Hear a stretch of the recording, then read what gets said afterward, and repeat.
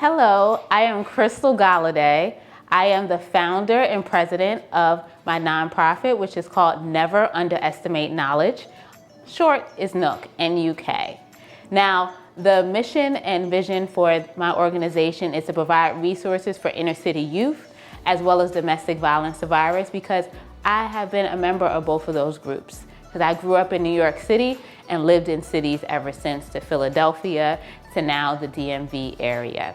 And the resources and the people that sowed seeds into me gave me the sense of community and the fact that it takes a village to raise a child, and I am that child, and I want to help the future generation in the form of scholarships as well as education as well as other resources for our inner city youth, because I feel like there's an unequal disbursement of information for our inner city youth and also those of the Black and Brown communities. When it comes to the first scholarship, yes, the first scholarship for Never Underestimate Knowledge, it is the Roberta Hunter McGee Scholarship, which is to continue the legacy of my mother.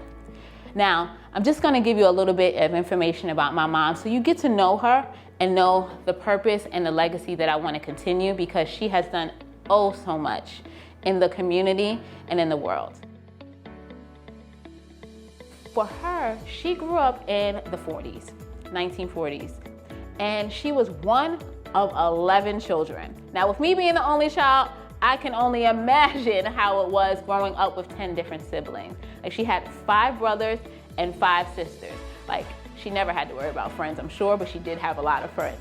So she went to Watley Junior High School and graduated in 1963. She was in the New York City public school system, grew up and was born in Harlem. And then she went to Charles Evan Hughes High School and graduated in 1966.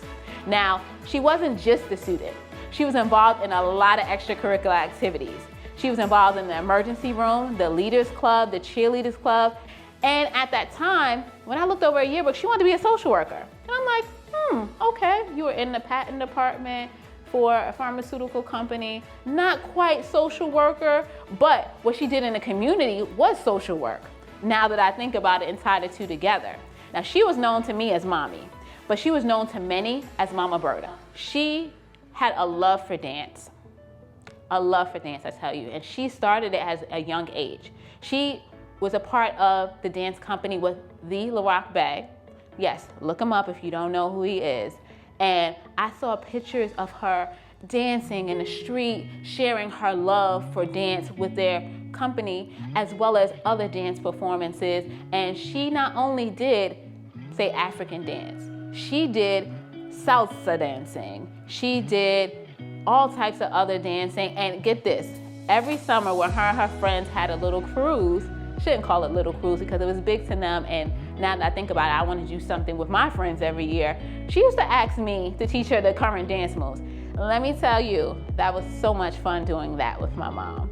She was a founding member of that organization and that group, Soul Latin Line Dancers, and they have a YouTube channel, they travel, and it was a part of her everyday life when it came to her retirement years, to a point where for her last birthday, we had a celebration at my house because my anniversary is during her birthday month. It's her birthday and it's a lot of different things. She decided to go to a conference with her line dancing crew. Now, this was when she was battling cancer. And, you know, she set everything up to go there, and I'm appreciative of my aunt going there with her. And that was her wish. And I'm glad she was able to spend her last birthday with her Soul Latin Line Dancers crew. She loved the arts, and she instilled that in me. So we used to go see plays together, we used to go see concerts together, and let me tell you this, I used to go to some of the rap concerts with my dad. She still rocked out with me when I needed her to a point where she told me she wanted to go see Snoop Dogg and Tamar Braxton in the play. I didn't even know about the play, but guess what? I got us front row seats. I was happy to go. We were sitting out there rocking out, dancing, and guess what? My mom knew some of the words. Yes, she knew some of the Snoop Dogg songs. Although I was an engineering major, I learned more than engineering in college. You learn a lot of life skills, a lot of socialization skills, a lot of business skills. So for all those who are applying to the RHM scholarship, I want you to know her name. I want you to continue her legacy. And I want to congratulate all those who have become recipients of the RHM Scholarship in honor of my mother, Roberta Hunter McGee.